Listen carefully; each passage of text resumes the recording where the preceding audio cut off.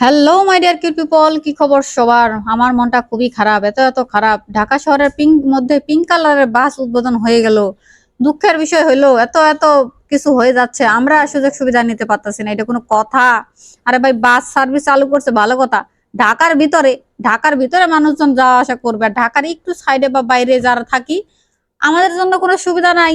আমাদের সকালবেলা অফিসে যাইতে হয় 3 ঘন্টা জাম ঠেলে, 3 ঘন্টা, 3.5-4 ঘন্টা পর্যন্ত রাস্তায় বসে থাকতে হয়। সকালে 2 ঘন্টা, অফিসে থেকে ফেরার পর 2 ঘন্টায় 4 ঘন্টা আমাদের জ্যামে বসে থাকি, গাড়িতে বসে থাকি গরমের মধ্যে। আমাদের দিকে একটু তাকাইলেন না? বিশেষ করে আমার দিকে একটু তাকাইলেন না আপনারা? হ্যাঁ, আপনারা এটা কিভাবে করতে পারলেন? একটু আমার কথা তো চিন্তা করতেন যে বেচারি এত কষ্ট করে সাভার থেকে এত দূর যায়। সাভার, বাইপেল, নবীনগর, রপ্তানি এদিকের মানুষগুলোর কথা একটু চিন্তা করেন। সকালে এদিক থেকে হাজার হাজার মানুষ অফিসে যায়।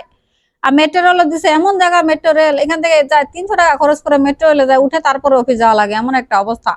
মেট্রো রেল দূরে, গাড়ির সুবিধা দিল, এটাও আমরা নিতে পারতাছি না, এটা কোনো কথা? মানে সব দিক দিয়ে খালি আমরাই ধরা খাই যাইতেছি।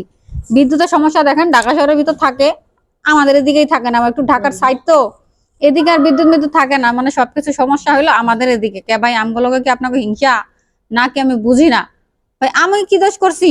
এই গাড়ির সার্ভিসটা একটু আমাদের এদিকে দিলে কি হইতো? আমাকে একটু দিতেন। আমি তো গরিব মানুষ, টাকা টাকা কেনার গাড়ি নাই, না টুকু গাড়ি কেনার টাকা নাই, এই জন্য আমি গাড়িতে উঠতে পারি না, পাবলিক বাসে যাতায়াত করা লাগায়। হ্যাঁ, আমাদের কষ্ট একটু বুঝবেন না? হ্যাঁ, আপনারা তো নিষ্ঠুর কা।